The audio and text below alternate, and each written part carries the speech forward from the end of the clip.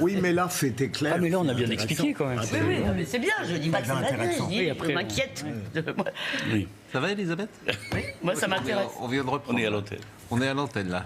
Ah ben oui, il y a un moment, vous savez qu'il La pause est finie. y a un moment où la pause est finie. Bon, on termine avec Gérard Carrérou, effectivement, un mot de conclusion, parce qu'il faut se projeter. Oui, alors, moi, ce qui me fascine, là, dans cette élection, confirmée, si elle est confirmée, et avec le gouvernement Netanyahou, énième version, 5e version, c'est que la politique de Netanyahou dans cette partie du monde, c'est effectivement, on oublie la logique des deux États, un État pour les Israéliens, un État pour les Palestiniens, qui a dominé depuis effectivement 50 ans, pratiquement, on en parle, depuis la guerre des 6 jours, etc.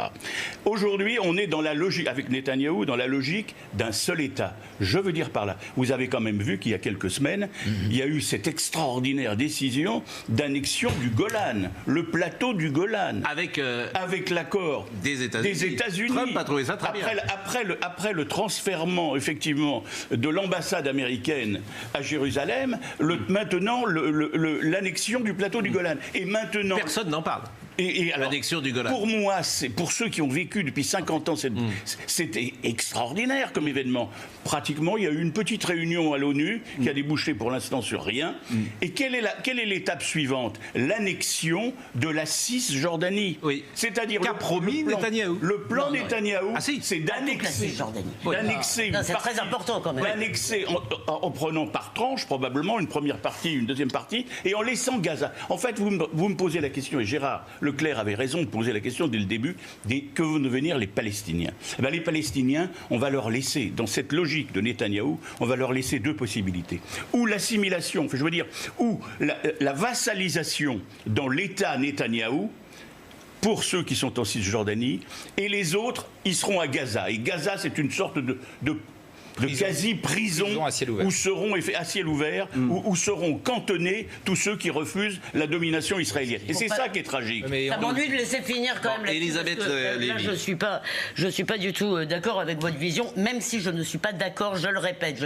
Netanyahou n'a pas dit qu'il voulait annexer la Cisjordanie. Il a dit les colonies en les grandes villes juives. Attendez, je finis d'expliquer, vous m'avez demandé d'être clair. Oui. Il y a au bord de la ligne verte, c'est-à-dire la frontière entre les territoires palestiniens et Israël, il y a un certain nombre de grandes villes, des colonies, si vous voulez, et dans tous les plans de paix, il y a l'idée que ces grandes villes qui sont au bord de la ligne verte et où il y a essentiellement des Israéliens juifs, je veux dire, vont un jour être échangés. Donc il n'a pas dit qu'il allait annexer l'ensemble. Il y a 400 000 colons juifs. L'ensemble de la Cisjordanie. Ce sont des villes qui sont le long de la ligne. Oui, malheureusement, elles ne sont pas toutes le long de la ligne. Il y a, quand on regarde la Cisjordanie aujourd'hui, ça ressemble un peu à un confetti, c'est-à-dire qu'il y a des implantations, et souvent sauvages, d'ailleurs sauvages. C'est-à-dire c'est pas l'État israélien, il faut bien le dire. Ce sont des colons qui sont installés, etc. Il y a un archipel. Il y a 400 000 colons juifs. Voilà. Et dans la réalité, vous oubliez un truc. Et si on annexe tout ça, ça veut dire que quasiment la Cisjordanie n'existe plus. Exactement. J'ai pas dit que c'était bien. Je dis que quand même. Moi non plus, j'ai pas dit que c'était bien. J'ai pas dit que c'était bien. Et il faut aussi dire une chose pour nos téléspectateurs qui ne le savent peut-être pas, c'est que malgré tout cela, je veux dire, malgré tout cela, il y a aussi des contacts quotidiens, si vous voulez, entre les Palestiniens et les Israéliens. Il y a des centaines de milliers de Palestiniens qui vivent en Israël, qui sont citoyens israéliens, si vous voulez. Non, mais il faut donner aussi une idée. Ça n'est pas, si vous voulez, un état de guerre avec un front et des gens qui ne se parlent jamais. C'est pas comme ça. Non, mais ça ressemble un peu à l'occupation, puisqu'on a connu en France l'occupation. Non. Ça ressemble. Écoutez, nazie, excusez-moi, c'est pas j'ai pas dit que c'était l'occupation nazie, je dis simplement que ça ressemble un peu. Quand on a effectivement, quand on est dominé territorialement avec une armée qui est aux frontières en permanence, et les Israéliens, moi je suis allé 25 fois en Israël, j'ai vu à chaque fois les gens ils vont faire la queue à la frontière, et quand le gouvernement israélien décide de fermer la frontière, il ferme la frontière, et on passe plus, on fait 3 heures pour passer la frontière. Donc je veux dire, c'est ça, une forme, je veux dire, de sécurité. Pour des raisons de sécurité, on a créé une sorte de zone d'occupation. Je crois qu'on a répondu à notre cahier des charges. La question c'était pourquoi Netanyahou est-il réélu? Principalement pour des raisons de sécurité. Qu'est-ce qui va se passer maintenant? Effectivement, on va vers une annexion, comme vous le disiez, des colonies. Des territoires. Et la dernière chose que je voulais souligner, c'est que Netanyahou, à l'arrivée, est le leader israélien qui sera resté le plus longtemps au pouvoir, plus que Ben Gourion, plus que Golda Meir aujourd'hui. Donc il entre d'une certaine manière dans l'histoire. Moi, je ne crois pas qu'on aille véritablement vers une annexion. Voilà. J'apporte cette, cette dernière motion au débat pour. Non, mais prendre c'est date intéressant. avec vous. C'est qu'on y va toujours. pas. J'espère qu'on y va. C'est pas. toujours compliqué, forcément, Voilà. de parler de politique internationale. On peut le dire, ça passionne pas toujours effectivement les uns et les autres. Hein, c'est pas ce dont les Français vont parler en priorité ce matin. C'est l'annexion du Golan est très intéressant. Effectivement, personne. Mais ça fait 30 ans que le Golan est en réalité un territoire.